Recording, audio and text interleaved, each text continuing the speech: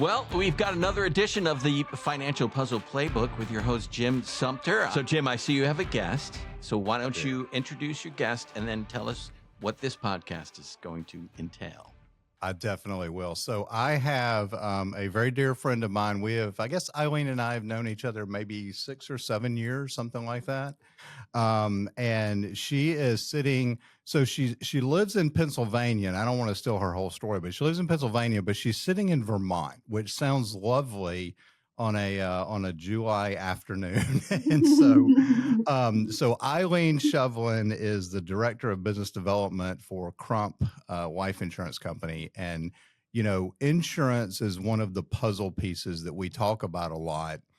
And it's a very important piece. We're going to talk about some nuances today. Eileen's going to get into her story, which is an amazing story when it comes to the insurance world. And I thought this would make a great podcast. So Eileen, welcome. Thank you. We've worked out all the technical difficulties. And I did prep you with this question. I don't always let the person know that they're going to have this question, but we always have an icebreaker. So as you're introducing yourself with your background and stuff like that, first of all, what would your walk-up song be if we were live and you're coming onto the show? Well, the way to my heart, Jim, because music is like my passion. I think if I wasn't doing this, I'd be like a music producer or a concert booking, person. Perfect. So this was just spot on. I was really excited. I'm like, oh, he could have given me a harder one. But when I was thinking of this song, it was tough. So I came back with "Go Your Own Way" by Fleetwood Mac.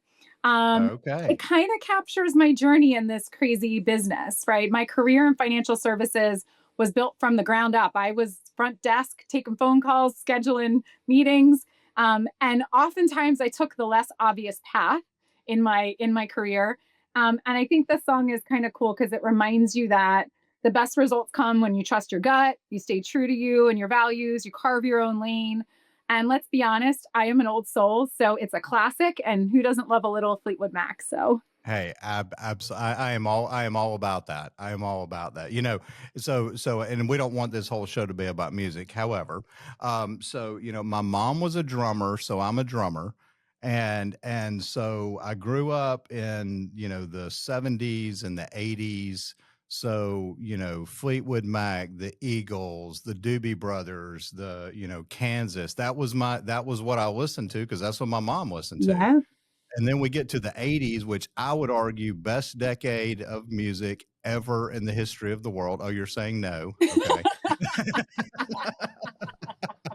Okay. So you and I will talk about this the next time we're having coffee. How about that? So, okay. Enough about music. Let's talk about insurance. So probably not as exciting as music, but extremely important. Yeah. And I think I'm as passionate, believe it or not, about this because, it's the thing I started. It was not where I wanted to start my career. I was studied philosophy. I studied English. I was going to go to law school, and some life circumstances that we'll talk about in a little bit brought me to insurance. And it's something that is personal, and it's something that I've seen impact so many businesses and families. So as passionate as I am about music, I feel a very similar passion because the power of what we do, what you do, what I do, empowers people to carve that own lane. So why I'm sitting here in Vermont is a result of good financial planning, and being able to curate the life I want. So I think it is as exciting in just a different way. Well, good. Well, let's kind of get into insurance a little bit, and then I do want to jump into your story because you have an amazing story. Give us a 30,000 view of a quick overview of what is insurance, because I think the perception that a lot of times clients have is based off of, what their brother-in-law said, what they saw on TikTok, what, a commercial showed, what their benefits person at work said about it. From your perspective, because in your role, you work with advisors like myself so that we can work with clients and give them the best options for their financial plan. So 30,000 foot view, let's kind of introduce the concept of insurance and then maybe the couple of different types, and then we're going to get into your story. Yeah. So I'm going to make it really simple. This might be a little more simple than you want as an answer, but I always say what we do, the solutions in the insurance world, what the solutions we provide help you if you die too soon, if you live too long, or if you get Okay. sick along the way. Wow. That's Okay. what we do. So we cover all the time frames. Yeah. Yeah. Yeah. So I Yeah. look at it as foundational planning, and I kind of talk about insurance as like if you're building a house, right? Hmm. And you want to make sure that that foundation is strong. Because if you build a house without a strong foundation, you can put up beautiful curtains and paint it a beautiful color and have all these cool technology things in it. But if the foundation isn't strong, it's going to fall down in any sort of catastrophe. So I look at it as insurance as that foundation of that house that you're building. And I think no matter what stage of life you're in, it's important to have that conversation. I'm not saying every single person on the planet should have all these insurances, but I think it's very important to include that as part of a holistic wealth plan when you're thinking about your future.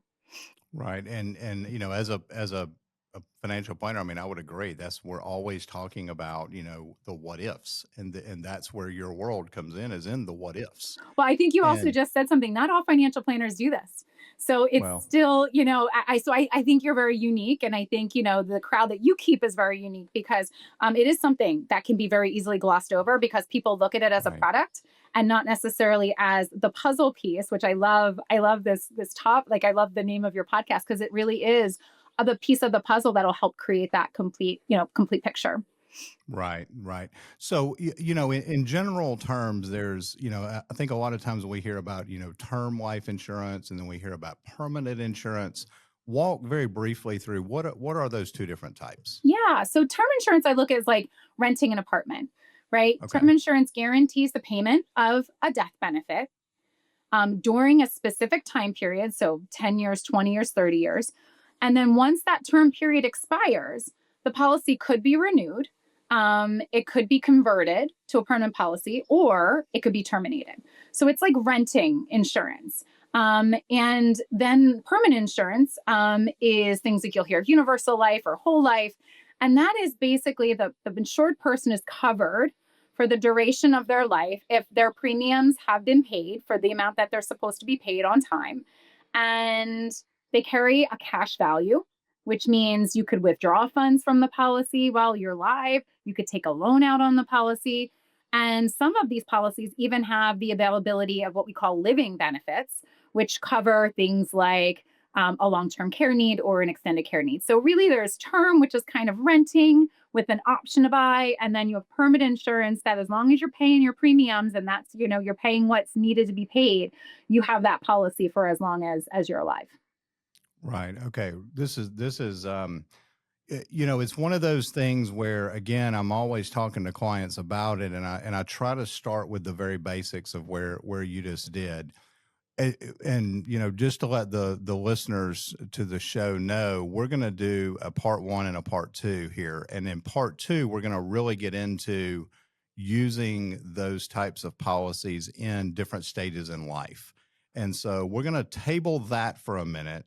Let's jump to your story, because I think if we listen to your story, everyone has a story. Everyone has a financial story, or a financial puzzle, as I like to talk about it. And everyone's unique. We all have similar things that can happen, but we're all unique. And so maybe, as you're kind of going through this, and I know we could spend hours talking about your whole story, but kind of walk us through where you started to where you are now to sort of where you're headed, and how some things on your journey, and then we'll just kind of develop this as we go. Yeah, absolutely. Well, thank you so much for allowing me to do this because I do hope that, what I've lived through and experienced, my goal now at this stage of my life is to help as many, families and businesses become financially secure and be financially, without anxiety. And so for me, my journey started, I came from a very wonderful but modest family. We had 4 kids. I did have a sister who we lost when I was in high school. And so we had like death affect us as a family very early on. So this became a kind of like something that it was like an interesting like theme for me. I wasn't afraid of talking about it, which kind of parlays into what I'm doing now. But fast forward to college, and I went to college. I mentioned I was kind of studying a couple majors, was thinking a couple different career paths, and I got pregnant with my son my senior year of college. So I had to graduate. Thankfully, I had gone into college early, graduated on time, and needed to get a job. And I'm sorry, but not a lot with an English and philosophy degree. There's not a whole lot of jobs on the job market out there. And so, a bunch of companies, like insurance companies, knocked on the door. But I did get into the insurance business as a front desk person. I started, like I mentioned, from the ground up, and just kind of on the job training throughout my entire like business, education. And so, um, I was exposed to the financial business. I was exposed to life insurance business. I did marketing, and then I started getting into a little sales. And then I was 27 years old, and I was doing a presentation for a bunch of attorneys in Princeton about kind of the solutions that I offered at my first firm. And I was hit by a tractor trailer. I was rear-ended. I was at a complete stop. My car did a 180 across an intersection. Thankfully, nobody else was coming. And I lived through it. Had a lot of stitches and a total car and things like that, but I did walk away by God's grace. And I I mean, to put it plainly, I was freaked out. I had no will. I had no life insurance. I was a single, and not only a single mom, but a solo mom. My child was not raised by his father. And so I kind of panicked. So I had all of this kind of terror with the accident, but also all the what ifs. And even though they didn't happen, it really sent me back a little bit to say, like, I really would have put my family in a really bad space. And I had no real assets at that time. I was 27 years old, and they would have been stuck. So about 6 months later, an advisor that I worked with actually approached me and says, "Does anybody do your financial planning or your life insurance?" And crazy enough, no financial advisor that I worked with had ever asked me that question. You would just think, but I'm 27, female. It wasn't their demographic necessarily. We'll talk about that tomorrow. Um, Mhm. but I had this wake up call. And so I sat down with my advisor. We made sure I was doing all the right things with my, 401k, and looked at setting up, a college fund for my son. And then we started talking about insurance, and I put in place a term policy. So I did the finite period of time. So until my son was about 25, 30 years old, I wanted to make sure that if something happened to me, that he would have enough to be okay. And then my advisor talked to me about permanent insurance, and he said, "Listen, you're setting up this 529 plan, but that might not be enough, and or you might not need it at all. So let's talk about using permanent life insurance to give an extra buffer if something happens to you. But if something doesn't happen to you, you have a way to put in place. It's going to be more expensive than the term, but you can put money away. And even though it's not getting a tax break on the front end, you're not paying tax on you're paying tax on the seed, but you're not going to pay tax on the harvest. And so any of the money that grows, you won't be taxed on inside this insurance policy. And when you take the money out, it won't be taxed up to the basis in the policy. And then there's, some tax treatment after that." And I was just like, and then if you do a loan, there's never any tax. So this was something that, like, at 27, it wasn't something that's common knowledge. They don't teach this in college. And so that's exactly what I did. I kind of layered two policies, had a modest amount of insurance for the term, had a modest amount for the permanent, but it really set me on this, not only, financially, but psychologically, a better, you put your money in your 401k, maybe you sock some money into a savings account, probably not at that age. This was forcing me to become very disciplined about the different buckets and where I place my money, right? So you have your taxable accounts, your tax deferred accounts, and your tax free accounts. And what he basically created for me was this, legacy asset, or this rented asset. But then he also created for me this tax free bucket of money should I ever need it for things like my son's college education. Your story. So when you and I first met and we kind of started comparing stories, and, a lot of people know my story that I lost a child when he was 17. And, you had lost a sibling when you were young. So we sort of, had that. And the other thing that you've kind of talked about, when you were 27 years old, you were in a car accident. Yes, you did walk away. And yes, you were still insurable at that point, but you might not have been. Correct. That's where you could run into a problem, and you're in trouble Ah, at that point, because I get questions all the time. Jim, I'm 22, I'm 24, I'm 26, I'm 30, I'm 35.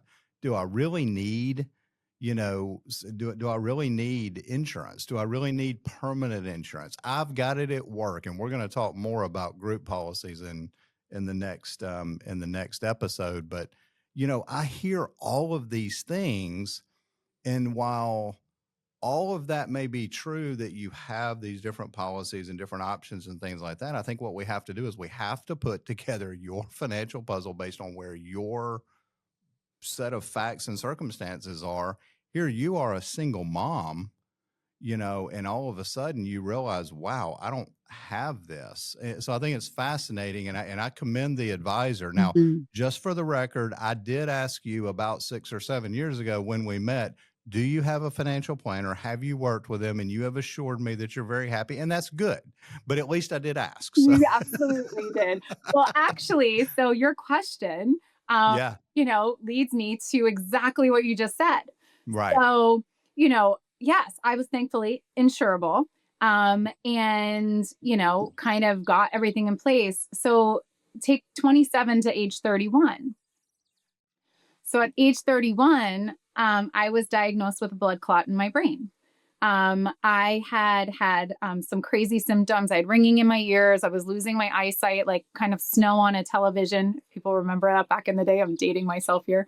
And I had all these like kind of neurological things going on. And I went into a doctor, and they immediately put me into, the emergency room. And then I was in the ICU for 5 days. And then I was on the stroke floor for about a week. And so, again, scary, you know, uh, but everything was in place. From an anxiety standpoint, I could focus on me and my health and getting better. And I had honestly very little worries because I have an amazing family. I had all of my planning set up. Everybody knew where everything was in place. And so, like, I kind of was like, if I leave my body, everything's going to be okay. And if I don't, I'm so thankful for the advisor who helped me, and the fact that I put in place the plan. And at that time, Jim, after I did walk away from that as well, I think I've used many of my 9 lives. After I walked away from there, I was no longer insurable, Yeah. you know? And then actually that comes into play in the third part of my story, because I did then try to go for other insurance, and we'll talk about that. And I was put on hold. I wasn't declined, but I was put on hold. So yeah, one of the major things about like thinking about your insurability is like you're never going to be younger than you are today. You might get healthier if you're a smoker and stop smoking, or if you're overweight, you might lose some weight. So there are factors there. But generally speaking, we get less healthy as we age. And so, insurability, when you look at insurance, there's two pieces to it. You're financially underwritten, what do you make, and how much do you need? And does that make sense? But then you're also given a health underwriting. And they want to look at, what is the risk of taking you on as an insured? If you have health problems that are going to cause you to die sooner than the average person, you're going to pay a lot more for your insurance. So if you're a smoker, you're going to pay like double or triple. So all you smokers out there, it's that serious. If you have sleep apnea and you don't treat it, you're like extremely rated, which is what, that the extra cost is. So, protecting your insurability is a key component. And I think, again, sometimes that's glossed over in a plan. It's like someday, or when I make this, or when I get married, or when I have my next kid, I'll kick, they kick the can down the road. But unfortunately, there are so many stories out there of people I've heard that got diagnosed with Parkinson's, that had early onset Alzheimer's, had a car accident where they were rendered disabled, and they were no longer able to get the insurance that they needed to have to be okay. So for me, the fact that I had that and I protected my insurability was a really big deal. Yeah. Yeah. Definitely was. Hi everyone, I'm Cassidy, the second C in CMC Financial. So Dad sometimes gets on a roll with this podcast and might forget to remind you about a few things. 1, don't forget to like and share this podcast and leave a review. 2, follow CMC Financial on all of the socials, Facebook, Instagram, and LinkedIn. And 3, go check out the website at cmcfp.com. Okay, back to my dad. He's probably still talking. Eileen, you brought up part 3 of your story. let's jump into part three, and why is this unique? So Yeah. So I think, one of the first things I learned with insurance and financial planning is you want to make sure that your plan is flexible, right? That you're able, as your life changes and you go through different stages and you have different roles, that, your planning kind of follows with you and keeps pace. So let's fast forward then from 31, walked out of there, kind of lived my life, continued to work, continued to grow in my career. And 3 years ago, so when I was 46 and a half, I did a review. So my advisor sat down, and I think another thing that people should keep in mind is like that annual review, or that, or a 5-year review is really important, because just like, you can get cheaper rates for your car insurance and your auto, your home insurance. It's always good to refresh and look at your plan, because our desires change and our goals change. And so for me, my son at that time was 25 years old. He was out of the house. He was off the payroll.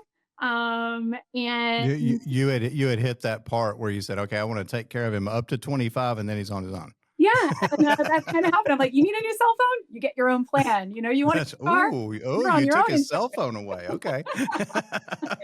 So Mama still pays for the AAA, though. That gives me peace of mind. I'm with you. But we did the review, and we kind of figured that the term insurance, I didn't need it anymore, right? I lived past, so we actually let that go. I didn't need the term insurance. I rented it for enough time. That was kind of a sunk cost, but it had done its job. The permanent insurance was interesting because, again, my net worth had grown. And so now I had a lot of assets, and my needs changed from wanting to make sure that my family was okay, to what do I want to leave behind in this world? And what is my goal? And how do I make sure that, I'm still a single woman. I want to make sure I'm not a burden on my child. You never want your kids to have to go through, what our parents maybe have gone through with their parents, right? So we sat down, and because I had a permanent life insurance policy, and we mentioned earlier, the permanent insurance grows a side account of cash value. I had a considerable amount of cash value in there because I had actually done what we call overfunding. So I paid more than the cost of insurance because I used it as kind of an additional savings vehicle within the insurance policy itself. And so I was able to take that cash value, and I did something really cool. I split it. So I had a couple $100,000 of cash value, and I split it between a paid up policy. So there are policies that you can pay a single premium, or you can pay a 5-pay, and it's guaranteed to pay out. So it's a little bit on the pricier end, but I like guarantees. I like certainty. So I said, okay, I'm going to leave this tax-free asset to my son, because I do have charitable plans in mind. And I'll leave some of my taxable investments to the charity, because then they can disinherit the IRS, through their charitable status. So I relooked at my plan, and I said, what do I want to do with what I've built up during this lifetime? So I took half of that money and put it into a paid up policy. I got somewhere around $700,000 of death benefit that will go to my son. And then I took the other $100,000 and I put it into a single pay long-term care policy. And being very kind of, I'll call it non-aggressive, by the time I'm about 83 years old, I should have north of $1 million of tax-free dollars to use for any of my long-term care. And that means if I want somebody to come into my home to take care of me, I want to age in place, I want to make some modifications to my home, it'll pay for that. And again, tax-free. I'm not paying any money on the gain as it continues to percolate until I need it. And then if I did ever have to go into a facility, it would pay for that too. So it really is so what I did with my insurance is I had this extremely flexible vehicle that at one point was for if I died too soon. And then I transitioned to if I live too long or need care. And also, what is my legacy? What do I want to leave behind? And how do I want to, use my money to do good in this world? So, my story came full circle. And I said, I'm sitting here in Vermont because of that. And because of all of the strategies that we did between my insurance and my financial planning, I'm able to curate the life that I wanted to live. So I have my life in Pennsylvania for part of the year with my family. I really wanted to ground and have a quieter life now as I get older. And so, yeah, I'm up here in Vermont. And because of all that diligent planning and review, somebody who came from very little, was really able to use, the wonderful things that you and people in your profession do, Jim, to really achieve the life that I wanted. Well, Eileen, I mean, and you have an amazing story. I've heard that story a couple of times, well, 3 or 4 times now, and I love it because every time you tell it, I pull out nuggets. Okay, so I'm gonna go back and just kind of, as we begin to wrap up this episode, kind of go back and say, okay, this is what I heard you say, and then you can, kind of help me wrap up at the end. But if I'm sitting down with a client, okay, I'm always starting with cash flow. It's exactly what you did at 27 years old. You said, okay, here's how much I've got coming in, here's how much I've got going out. What do I need to do? You bought some term, which was the inexpensive way to take care of that goal at that particular time. You bought some permanent. You started, then I'll move on to another puzzle piece. You started investing a portion of that money into an insurance policy, another puzzle piece, in a tax deferred way, another puzzle piece. And then you were setting yourself up for retirement, another puzzle piece, or the ability to make modifications for retirement, another puzzle piece. And then you just wrapped up and said, okay, but I want to make sure that I have a legacy, that things happen the way I want. You're charitably inclined. That's a portion of estate planning. It's also a portion of tax and several other pieces. Here's my whole point. Your story is exactly, when we talk about, the financial puzzle playbook, your financial advisor has created a playbook for you. But what you did as a 27-year-old versus a 31-year-old versus a not quite 50-year-old, you've made adjustments and you've made changes based on your goals and objectives at that particular time. And you've allowed different vehicles, insurance, investments, things like that, to totally be utilized for your objectives.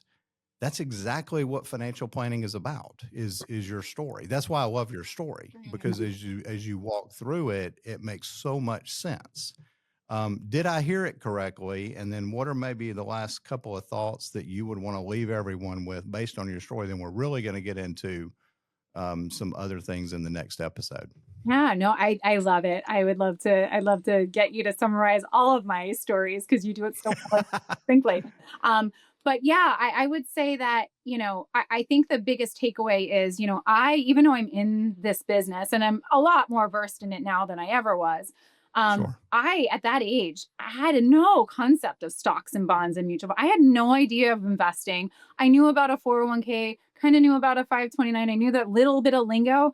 But as far as how like insurance could be used, even though I was adjacent to the insurance business in my first job, I didn't have like the technical knowledge. And yet it made sense, right? And so it can be a very complex thing if you really want to drill into it. But it really just comes down to, live too long, die too soon, or get sick along the way. It really is this extra little puzzle piece that sometimes can be left out. And again, or that piece of the foundation that was never put in, that, you want it when you need it. Right. And so, I look at it and say, like, everybody wants it when they've had a scare, which was kind of what happened to me. And thankfully I was able to still do it. But I think this just kind of puts an exclamation point on the fact that part of what you do is to remove financial anxiety. And by putting in place some of the insurance solutions that are available out there, that's a big part of that anxiety, right? We can't control the market. We can't control when we die or how we, get walked through this life injured or uninjured.